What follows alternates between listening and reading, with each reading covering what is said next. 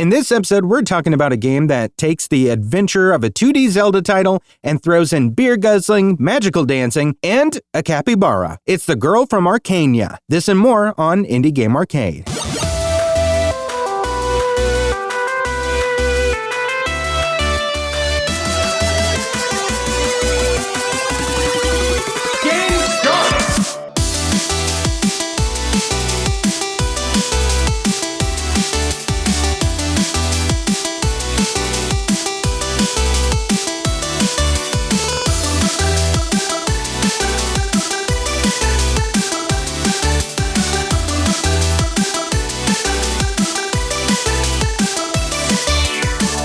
Welcome to Indie Game Arcade, a podcast that deep dives into the latest and greatest indie games. My name is Chris. I'm Joseph. Do I sound older to you, Joseph? Do I sound older, wiser, maybe a little sadder? Sadder, yes. Wiser, no. No. Older, always. I was afraid of that. Yeah. Well, yeah. I mean, you'll never be older than me, though. So how about that? That's true. I will always officially be older than you. Yes. Yeah. Yeah. We're both now at that age where like the Grim Reaper is following us, just like it would in Vampire Survivors. We're at the very end of the run. Is this is level 40? Is this like middle of the road? I think that's supposed to be. Yeah. Well, that's at least when I was a kid. I remember when both my parents hit 40 and like everything, like their friends would throw them parties and stuff and everything said over the hill and all of the decorations were always black and there would be like a Grim Reaper on it and stuff. And, you know, just reminding you that like, hey, you're halfway dead. So in case you forgot. Yeah. So I need to find some jars with like heart pieces in it to refill my container or something because, yeah, in this case, it's beer. And thankfully, I've been working on that all week, which leads into this game that we're going to talk about. Game start! So the girl from Arkanya, and last week, I think I was pronouncing it Arkanya, and I really thought that that's how it was going to be, but I watched a dev vlog about the game, and they kept pronouncing it Arkanya. Oh. And I was like, I guess that works, because arcane, that makes sense. So. Yeah, and plus, like, if the devs don't know, then, you know, who does? Yeah, and I would have said Arkanya, so I'm glad that you corrected that early on. Yeah, well, I thought it was Arkanya too, and just like, I mean, phonetically looking at it, I would have said Arkanya because there's no E. Yeah, also it's Arkansas. Arkanya, that's what I think about. Yeah, the girl from Arkansas. This came out on the 21st, August 21st, 2025, developed and published by Arkanya Games. This has been in development for like a really long time. Like I think there was a Kickstarter back in either 2019 or 2020. I kind of want to say 2020, but I could be wrong. It might be earlier than that.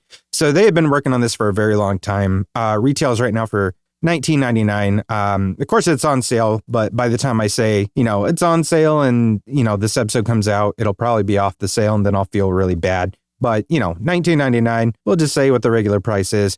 For a quick description, this is a top-down action RPG inspired by 2D Zelda classics like the Minish Cap and Four Swords Adventures, where you are playing as this character named Marissa, who is a beer-guzzling treasure hunter who befriends a magical capybara sidekick named Cappy as they leave the city of Arkanya to venture into the jungles of Amazonia to save their mutual friend and possibly the world. So, have you seen anything about this game yet? Yeah, actually I have. I was looking at it because I know that I was thinking, oh, Chris is going to love this game if he hasn't heard about it because of the capybara. Heck yeah. And I didn't know she was a beer guzzling capybara like lover. So that kind of like really tracks with you. I know. It's like all my favorite things. Beer, big, cute, fuzzy animals. Like if I could turn my dog into a capybara, I totally would. Especially because you can just stack stuff on them, you know? It's like having a moving shelf, which would be super handy. Is that what he acts as in this game? Is like a storage unit? No, it's totally different. Oh, okay. But he's great. He's great. But first and foremost, I mean, as you can tell, like even just looking at like screenshots of this thing, this is totally a like 100%. This is a Zelda-like. It wears that inspiration very proudly. You not only see it in the gameplay, but also the visuals, like I was talking about, and the themes of this game. That'll become more evident as we start talking about like what happens in this game and like how the gameplay sort of plays out and the progression of everything. I never really played Four Swords Adventures, and like the reason I mentioned those two at the beginning is because of that's what the devs are saying they were inspired by was Four Swords and Minish Cap.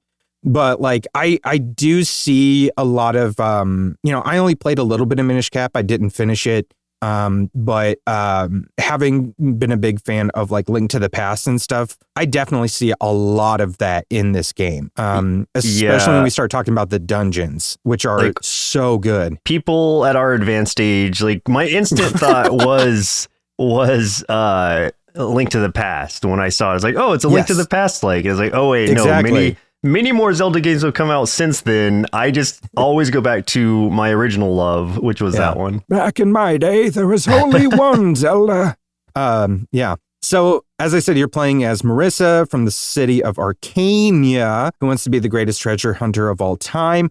Her grandfather is like a king or something, or like a lord or of some kind, and he's trying to curate a museum of your people's culture. And so he's asking you as a budding treasure hunter to go out into the world, find treasures to fill the museum. When you do that, you encounter your friend named Ari, who is kind of like a Amazonian like priestess kind of girl, and she teaches you like a magical dance and stuff, which like will actually be really important in a minute.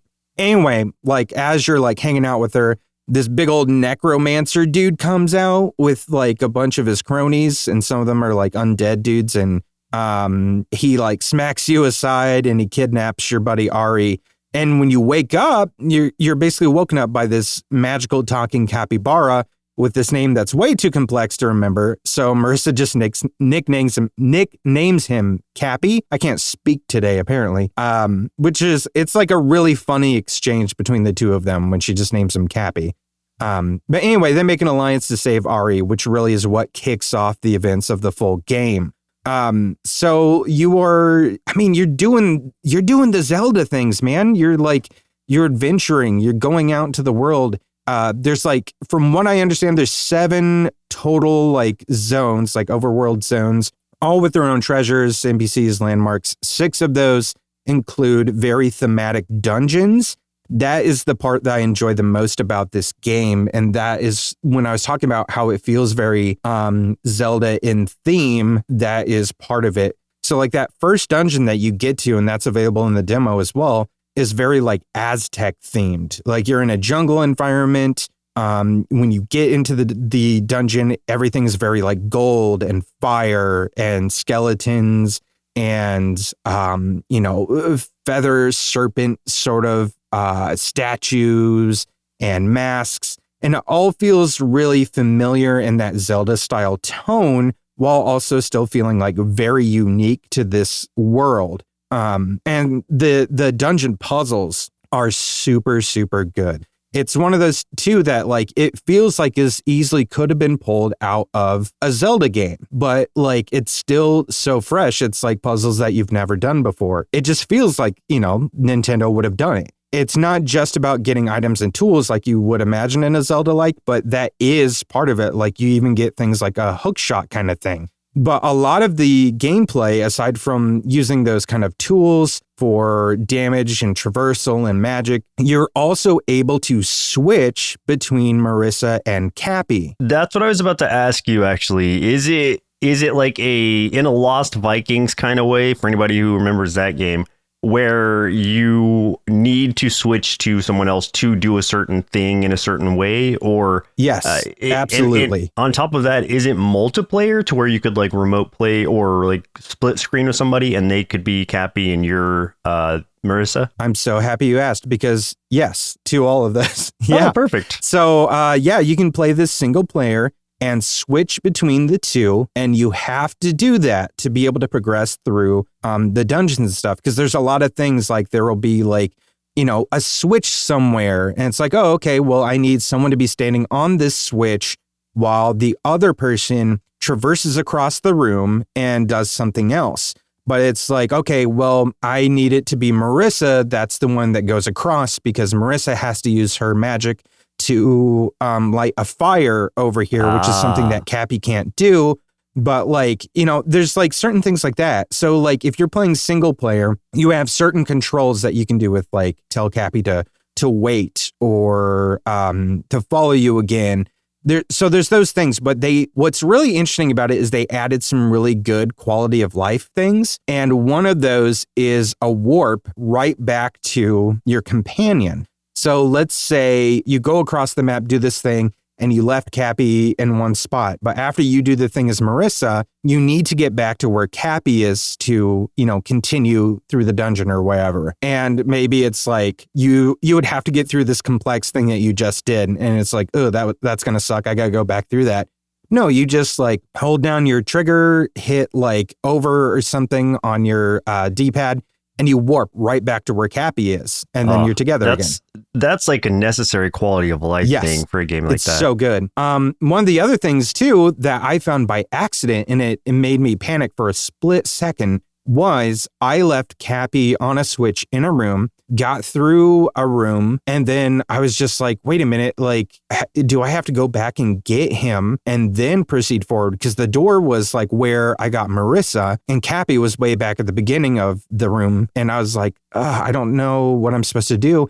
And then I accidentally went through the door. And I panicked for a second because I was like, I don't know if something's going to reset, like if all the mobs are going to reset or something. I got to go back and get Cappy again. No, like Cappy just appeared in the next room right there with me. So it's like, they thought through all the things that like you could screw up. Yeah, because these are things that as you're talking about, I'm thinking about them like, oh man, like I hope they did it this way. And it sounds like they did. So they really thought this through, planned for any of those like small nuances. It would have been really annoying and not really conducive to the gameplay. So it's like, well, let's just cheat this a little bit and let you warp to the character or whatever. Like they don't have to do it twice. That doesn't make any sense. I love that. So with that, I was curious, like when you, like, let's say you're Marissa and you go to stand on one of the switches, does it auto like lock her there when you switch to Cappy and he goes, or do you have to like make it? Is there like a don't follow me button or don't auto follow me button? You have to do there's a specific thing you have to do to say like don't follow, or basically like a stay thing. And there's also like a button to switch character and stay kind of thing. So like you could either say, okay, as Marissa, I'm going to tell Cappy to stay here, or you could say like, okay, I'm going to hit the button to switch characters to Cappy and at the same time tell Marissa to stay. So like, it combines a lot of actions like with this. So it's like, it's a very, very smart, thought out, flexible system. So yeah, they did a lot of good stuff. And again, like, this is all the single player stuff. If you are doing co-op, then the other person is just playing as Cappy. So then you can control both at the same time. You can both attack things at the same time. You can both do the puzzles at the same time. You can still warp to each other. Like that's all there. So it's really cool. I'm really digging, like while you were saying that just now, like I added it to my wish list because I was like, this sounds super cool. And mechanically sound, which I always appreciate that those kind of games, and it seems like they sort of thought it all through in a way that's just going to make it a better experience for the player, which I don't know why everyone's not doing. Like that just makes total sense to me. Yeah, and one of the other things that they added into the game too, like because what is a Zelda-like, or even let's say a Zelda game, without having some sort of musical sort of thing where you are collecting more of something that does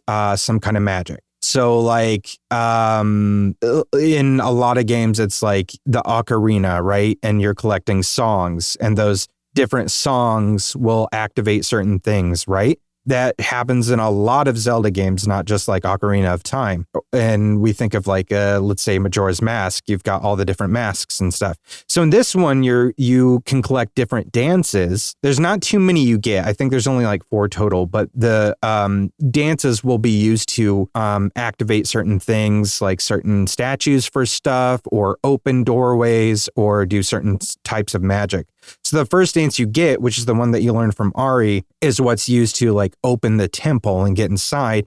But also there are these like moonstone statues that are like placed around the world. And those are basically waypoints. So if you do your little dance at the waypoint and activate that waypoint, then instead of having to traverse everywhere, it's almost kind of like using the flute or whatever in, let's say Link to the Past. Then you can use it as a warp point, and you can warp from, right outside the dungeon to back to Arkanya or something. Like, just the more and more I started like kind of crafting my notes and breaking it down, the more and more it dawned on me that like they really did build a game that felt straight, like it feels like a Zelda game when you're playing it. Is this one that you're going to play all the way through? Oh my goodness. Yes, absolutely. It's really fun. There's one thing I didn't care for that I'll get to in a minute, but there's like something I do like that I do want to talk about first before I get there. The thing that I did like too is that this, even though this is not a roguelike or a roguelite, it does borrow a roguelite element, which is the idea of like the treasure hunting. So there's like, to kind of explain it, there's an economy to this game, right? Because you're a treasure hunter. And you need to buy supplies for your dungeon crawls. So it's not like you're not going to be really going out and finding like heart containers and stuff like that. You need to go buy the stuff that heals you is beer and cheese. So you have to go. Sounds right. Sounds true to life. Yeah. Exactly. That's how I live. That's what heals me. So you got to go buy those things before, going into dungeons and stuff, and back in like Arkanya and stuff. There's this like one vendor you can sell all of your stuff to. Any kind of treasures or scraps that you find in the dungeon. Like that's how you're going to make the most money and everything, is like going into the dungeon, getting there's tons of drops. You get so much stuff. It's almost like akin to a game like Diablo in that way, with the amount of stuff that drops. And you'll go back, you'll sell that to, fund your additional treasure hunting and stuff. And, you're also finding stuff for the museum, right? In the dungeons. But if you die in the dungeon, you lose all of it. It all goes by. It's all out of your inventory. So is it like a risk reward, like see how far you can push, or is there like an end to it? Like there's an end to the dungeons. I mean, like okay. if you beat the dungeon, like not just I don't want to spoil too much. Don't spoil anything, but like just in general, you can get to an end of that first dungeon. Like there is like there's like a little mini boss that you'll fight, and then there is a boss to the dungeon for sure. Just like if you think of a Zelda game. Sure. And then there's like something that happens when you're in there. So there is an end point, but it's like if you die before you're in there, then you're going to lose everything that you've gotten, every single piece of junk, every treasure, everything you could sell, you're going to lose it. And you basically would have to go in and sort of start fresh if you want to, have enough money and stuff to, fund your treasure hunting again, or, fund yourself being able to get to the end of the dungeon. So I think that's interesting. Are the treasures randomized in a way, or is it like the same treasure you're picking up every way? Is it an RNG situation? Okay. I'm going to hazard a guess that there's a slight bit of RNG, but that some of that RNG is specific to specific zones and areas. Because from what I understand, there are some things that are particular to some of the like thematic zones and stuff, which like to me that makes some sense. But but it's not like you're going in and you open this one treasure chest and you're always going to find this one specific item in that chest, as far as like things that go into the museum. But there's like a few things like right off the bat that you will find early in the game that will always be there. And I think that's more of a tutorial kind of thing of like, oh, you found your first thing that can go in the museum. It's like right there on display for you to find, basically, in the tavern you go into. So aside from that, I think it's mostly RNG kind of stuff. So okay, so with some caveat. definitely the roguelike element in that way. Yes. There's also a little bit of an upgrade system for like your weapons and things. So like there's a blacksmith that lives like right by your house. And if you talk to him and you can like get him the mats he needs, he'll like upgrade your sword or whatever else that you're fighting with. I think maybe you stick with the sword the whole time. I'm not entirely sure. But like if you get him like some iron ore or something, he'll upgrade your sword so you can do more damage. And then after that, it's like he'll say, okay, well, if you get me now like iron ingots, then I can upgrade it again. So there's like, when I say there's economy to this game, like it does play a heavy role in like your ability to do more when you go treasure hunting or try to solve those dungeons looking for your friend Ari. So it's pretty interesting. Okay, right on. I mean, it sounds and looks great. Like I said, it's already on my wish list now because I think this is one I would also like to partake in.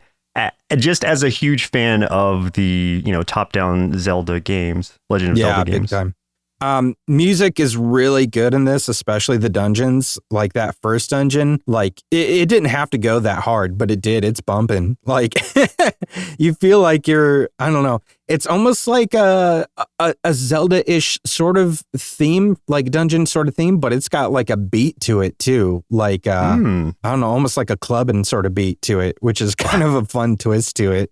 That's funny. Art is gorgeous, of course, like top-notch pixel art. Like it looks exactly like what it's inspired by. And like, if you couldn't tell, like, obviously I am very, very enamored with the themes of everything too. Like I love themes, of course. Like, so the idea of all the thematic zones and stuff, like that's just really cool to me. I was going to say that, like, I love thematic things as well. Like, give me just like any kind of big themed dungeons that, especially if I can get some kind of like, I don't know, just some kind of cosmetic item that is like specific to that sort of theme. I know that's not part of this game, but I just like the idea of those kind of deals anyway. So I can be as ridiculous or just fun as I want to be. Exactly. And the Arkanya people as well sort of have a theme to them too. And like, I was trying to put my finger on it, and I think they're supposed to be sort of like influenced by like South Africa, I think, because they say, but like maybe, here's the thing, I'm just not familiar enough with South Africa to know for sure, because sometimes it feels very German, but then there's other things that they say that feel like it's South Africa. But then again, it's like, I think South Africa might be very German influenced because of like, colonization and everything. So like, I'm not totally sure, but like you'll see Marissa is always saying things like ja and brew and mate and stuff like that. So it's pretty interesting. Like there is very, very much a personality to the people there and like how they speak and everything. And it's very like, it feels funny, and like the way of like that subtle bit of humor that those early Zelda games did have, like you definitely feel in here. And I think it kind of goes a little bit farther as well. I like that too, like juxtaposed to the Aztec area, like directly north is really interesting. There also seems like I've just seen some other images of some of the other stuff that seems like there's a swamp biome. I think there's like sort of a derelict, sort of like failed tech sort of biome. And I just love that kind of stuff. And also like they definitely do the departure from like the silent protagonist in that like Marissa has a very, very defined personality. Like she has some very big golden retriever energy. She's just like super excitable, really loyal to, her friend and everything, and just really wants to adventure. So she's kind of like, seems real ADHD in that way, and also just raring for a big fight. And like, I love that. Like she just brings a really, really fun, character to this game. And that set against Cappy, the capybara, who is super reluctant and constantly irritated with her, which is really funny. Because why can he talk? Does it I explain don't that? know. Is that okay? To him, he says, well, all of us can talk. Like he doesn't call himself a capybara. He calls himself something different, like slightly different. And he's just like, what do you mean? We all talk. Like, he's like, what are you talking about? Huh. And it sort of becomes a little bit of like a buddy cop style, relationship there, where he's like way more serious and he gets just so irritated with her personality. And she's just so like go getter and everything. Like, I remember one of the things is when he first wakes her up from the coma, he's just like, hey, take me back to your kingdom so like I can talk to the king. We can, because he's like, whatever's going on is a way bigger threat than you think it is. Take me to your king. Let me talk to them about what's going on. And she's like, heck no, I got to go save my friend Ari. He's like, oh, okay. Well, once you're dead, then maybe I can go find someone that can help me. So it's like that sort of thing. And it's good. It's funny. The one criticism I do have of the game, and it's much worse at the very, very beginning, or like when you're in town, like in Arkanya, is that there is a loading screen pretty much anytime you enter or exit a threshold, like of like a house or a building or something in town. There's a loading screen that gets really old really fast. But it's like once you were like, out exploring and stuff like that, you don't really run into that again until you enter like a dungeon or something. So like where I was getting really annoyed at first when I was in the town, but then as soon as I left town and started like, battling through the jungles and stuff, which those dang monkeys, man, they'll sneak on you. You got to attack those monkeys. Anyway, once you get out there, like you kind of forget about it. So it's like, it really kind of makes up for it. I don't know that there's any way around that because like, it's not like developers put in loading screens just for fun. Obviously assets have to load in, but it does get a little old, especially if you play it sort of like a Zelda and you want to go into every house and see if you can find something to steal or, pots to break or something. Is it like every like house you enter, like every time it changes scenery or it switches? Yeah. Oh, yes. Man. Every single one. Yeah, that's brutal. But it's brutal. Yeah. I mean, yeah, I get the assets thing, but I like I know that can be worked around and it can be like made into kind of a seamless deal, but yeah, I don't know what those challenges are to make that happen. So I'm not trying to challenge that. That just seems strange in 2025 for there to be like loading screens between zones like that. I agree. Yeah. And I think that too, that's just such a weird thing where with a game that has so many other quality of life improvements and things that they've thought of and have going for it, to have like this one that feels like a really obvious one that probably should have been addressed before some of the other ones. But yeah, and you're playing it on like it's only on PC, right? Yeah, as far as I know, I think it's only released on Steam, I believe. So because like imagine if it's got a loading screen there, if it were to come out on like the original Switch, like how long that would be. How long those loading screens would be. God, I'm almost unplayable because the original Switch is so bad at like loading anything. Like I can't speak for Switch 2, but Switch 1 is awful for loading. Switch 2's hardware is just like not made for things like that. And I only say that because like if it's challenging a PC and it needs to load like that, I don't know. Like I don't want to like rag on that too much because it seems like a small complaint for an overall great game. Yeah.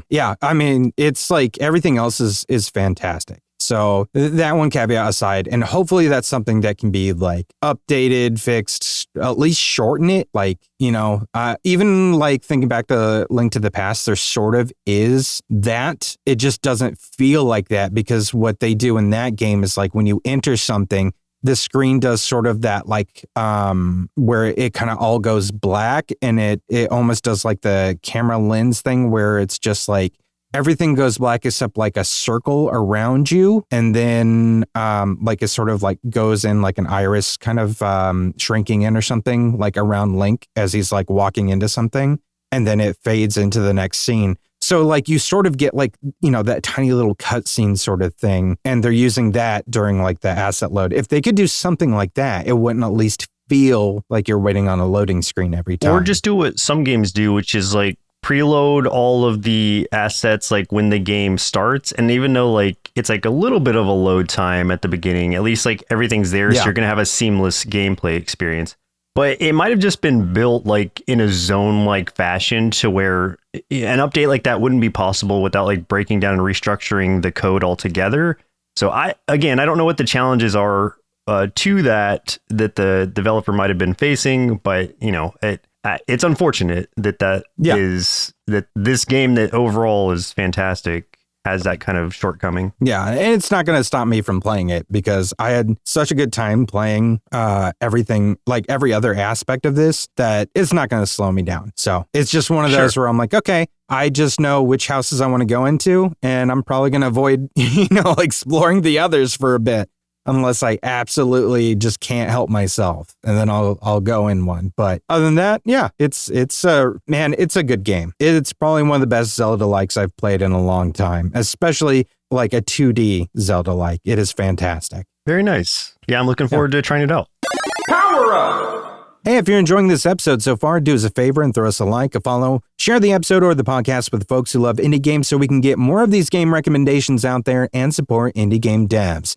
We also have our YouTube channel at youtube.com/nerdsloth where you can catch us playing more indie games or check out our top 5 series for even more indie game recommendations because we believe there's an indie game out there for everyone.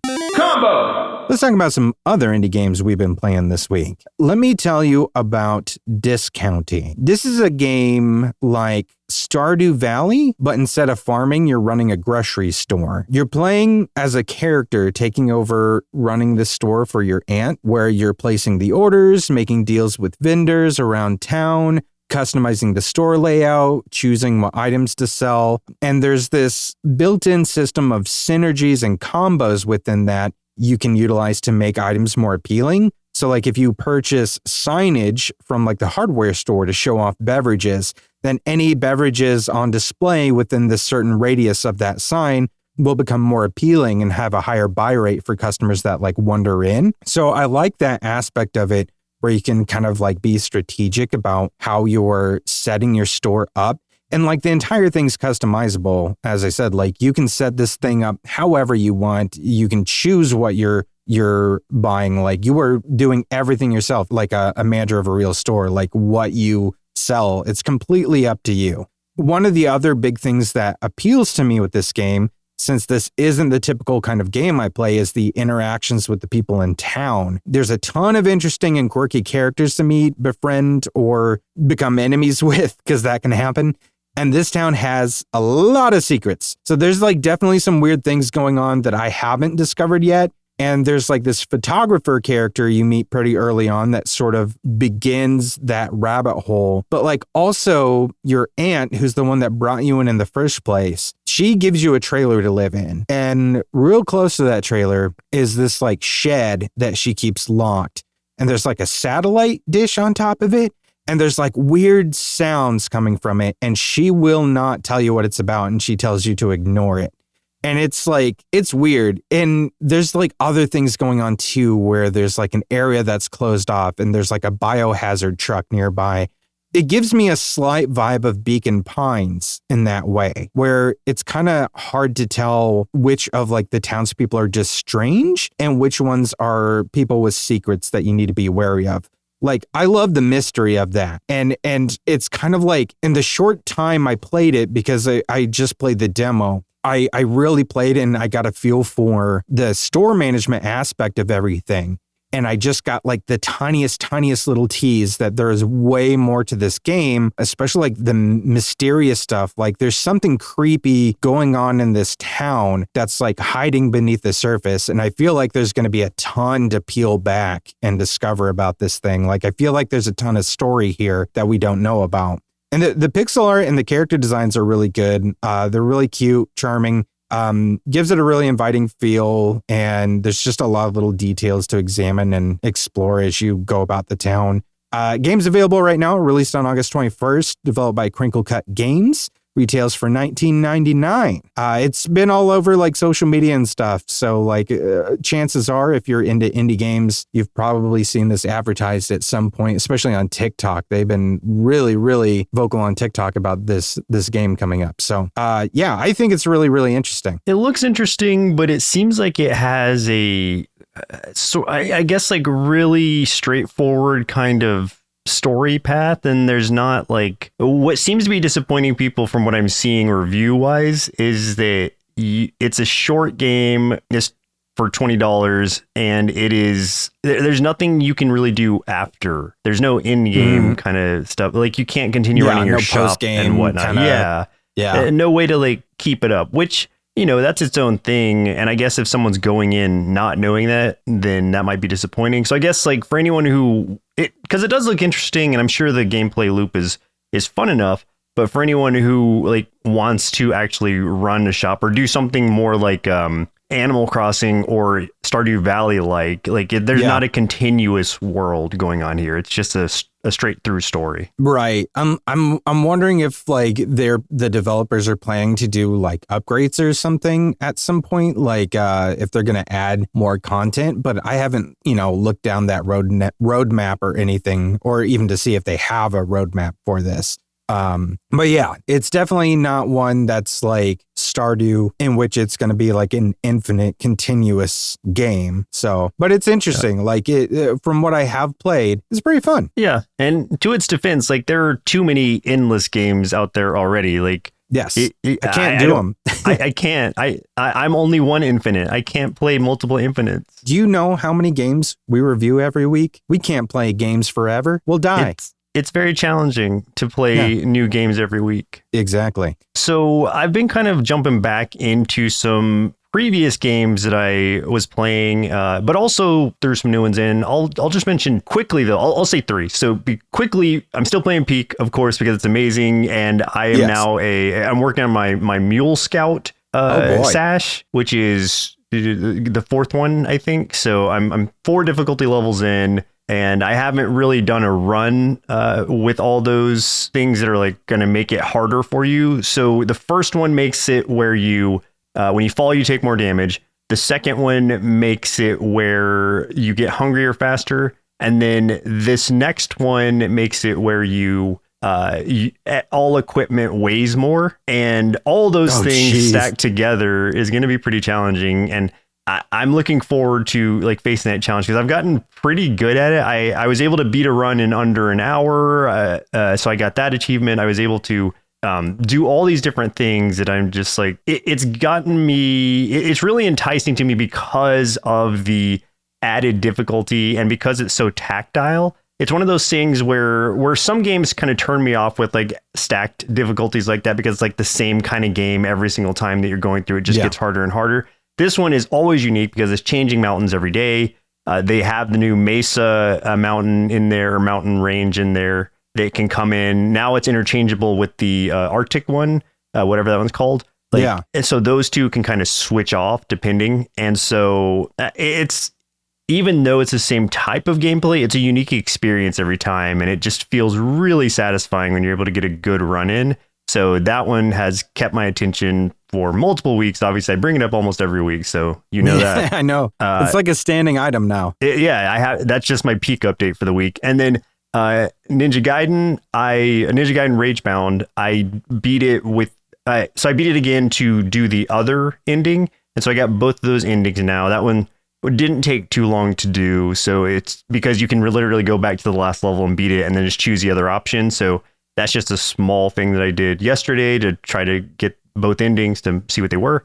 I've still been playing some Atomic Owl. Ooh, that game is so hard now after I beat it the one time, because it's not like it adds different difficulty levels or anything. It just changes the gameplay, or not the gameplay entirely, but it changes everything about who you are and what you're doing in the next run through. And there are these levels that are like where you're running from a giant hand that when it catches you, it will grab you, do damage to you, and then send you back to the beginning.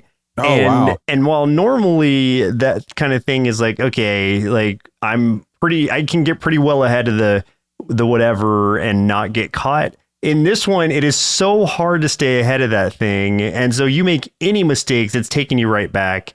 And then if you die, of course, you start over. It's a roguelike, and you have to go to the first level again and everything else to even get to that part. And so that has just like really held me back. Like I'll jump in like every couple days and just like try a run, and then I'll hit that spot. I got a little further in it yesterday and I beat it, and then there's another level right after it that's also the hand thing. I'm like, oh my god, how many of these hand levels are there?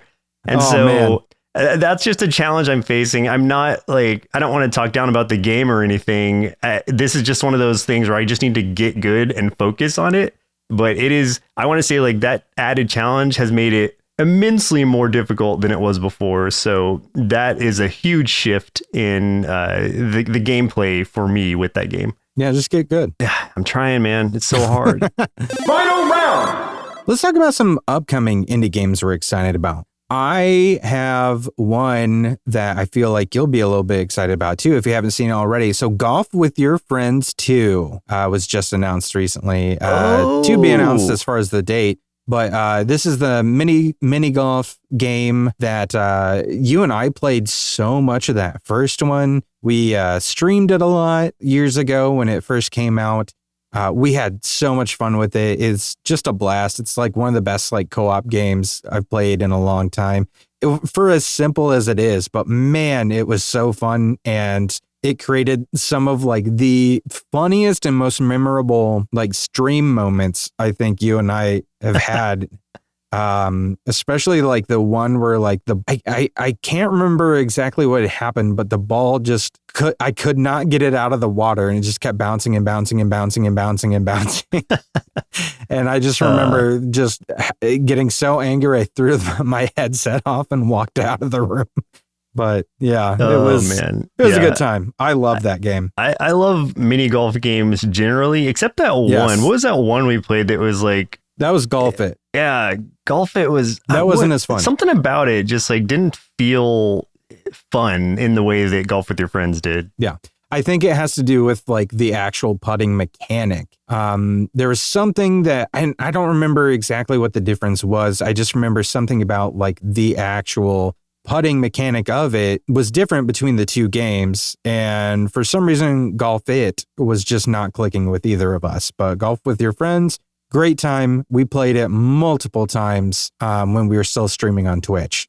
So there's lots of videos of that, I think, over on our YouTube channel still for folks to check out if they feel like it. You can go back and check those out. It's funny that you say that. And this isn't an indie game, but I was just looking at Everybody's Golf Hot Shots, which is... Yeah, I was checking that out the other day. Yeah.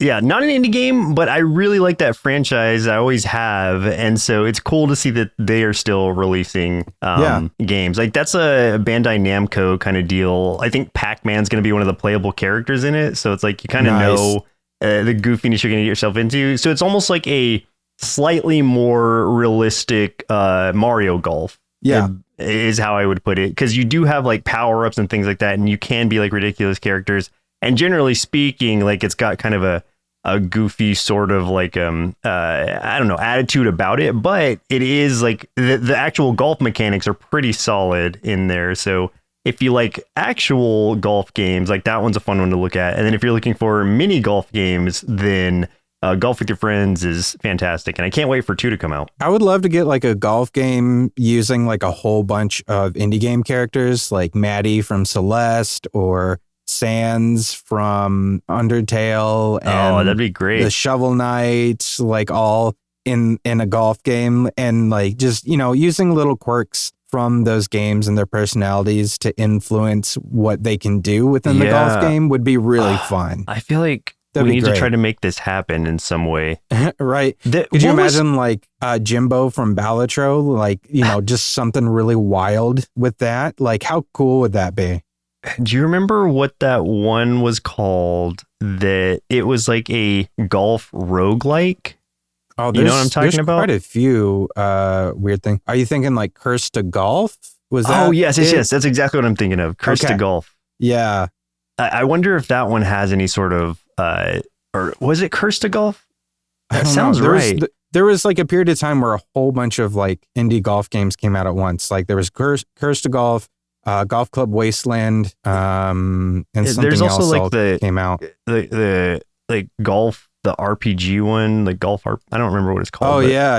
yeah. They all came out, I feel like, in the same year or two time span. So in your mind, like if we made like an indie golf game like that would include or could include other characters, would it be? I guess like we can't really go like full on like 3D golf adventure, but I think a 2D kind of golf thing, similar to Curse to Golf, actually, the way that looks, but like less roguelikey. I think that'd be the way to do it. I think be super fun. You get like Hollow Knight in there, be great. Yeah. Speaking of the other one, Silksong, it's coming out real soon. Yeah. Coming out on September 8th. I'm not sure if you've ever heard of that one. That one's like I don't know if anyone's heard of that, but there's this weird game called Silksong. Yeah.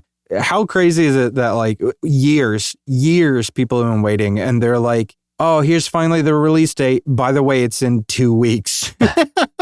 Yeah. I mean, it's thank like, goodness. What? Because if they had said like, it's like at the end of the year, people would have been like, well, I don't know, we'll see. But 2 weeks, you can't like say 2 weeks and then not give us the game in 2 weeks. So it's like, this has to be a for sure thing now. So I'm glad that they waited to like really give that surprise release. You know what's really funny? Because like the devs at Team Cherry finally said what took so long to get the game out. They said it's just because they were having too much fun developing it.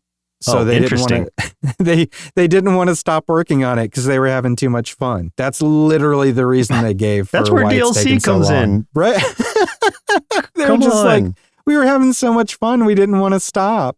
Rude. Oh man, yeah, I love that though. You know, having opposed to something bad. The original. Well, yeah, I'm glad it wasn't something like terrible. But having played through the original Hollow Knight, I've been looking forward to this obviously since it was mentioned years ago, and to finally be getting it, it just feels like some kind of weird dream. Yeah, crazy. So one I wanted to bring up was like coming out on August 26th, or came out on August 26th, depending on when you're hearing this. But Chips and Clawz versus the Brainioids. What? It is. It's an RTS, but also a local multiplayer, but also not just local multiplayer, also multiplayer where you can team up together or play in a PvP sense. But when I say RTS, it's like the over the top things like StarCraft, things like that. But yeah, there's also the action element to it where it's a lot like Ratchet and Clank looking. In the sense I'm looking at that, you're like down on the ground. You are playing like two of the units yourself, like Chip and Clawz, I assume are their names. And but you're still getting to like back out and set things up in an RTS way. And then I guess go in as these heroes and kind of like help to influence whatever you have set up on on the RTS side of things. There have been some games like that, and I can't remember the names of them, but like a set of games like that where you can kind of zoom in on the RTS and play as the characters, so you can not just rely on the auto battling of your RTS units. And so this being one of those is like exciting to me because I haven't really seen a game do that in a long time. And it also just has like a really fun sort of visual style to it. Like I said, like Ratchet and Clank, like almost knockoff Ratchet and Clank. Like when I say that, I'm not exaggerating at all, but it still looks super fun. And I don't know if it's how it's going to play or anything because there's no demo or whatever, but I just noticed that and I threw it in my wish list because it looks like it's going to be a good time. Yeah, it looks cool. The designs, like the character designs of some of the like little robot guys kind of remind me of that game Biped a little bit. I don't know if you've ever seen that. There's a second one coming out soon too. Yeah, I remember the game you're talking about. Yeah, I'm digging it. I just like the idea of like setting things up in RTS fashion, then going in and like helping to influence that. That's cool. Like, that just feels more like gameplay to me than an RTS usually does, which is just throw stuff out, auto battle. Yeah, RTSs are something that I've never been very successful at playing. So yeah, I'm not smart enough to play an RTS from the just commander aspect of it. I need to be one of the units down there doing stuff, or else I'm gonna fail. Yeah, we're not generals, we're grunts. Yeah. Exactly. Let me just talk to the general, tell him how to set it up, and then let me go down there getting the action. Yep. We need to be the ones chopping the wood, building the fort. All done. Exactly.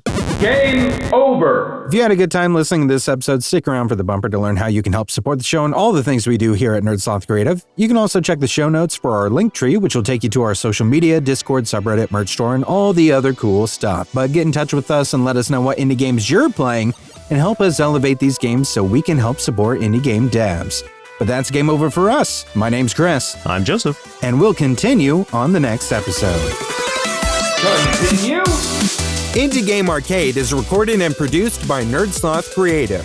If you're looking for more gaming content, head over to youtube.com/nerdsloth for indie game let's plays and recommendations. If you'd like to support the show, head over to patreon.com/nerdsloth, where you can select a pledge and receive access to hundreds of hours of bonus content from everything at Sloth Creative.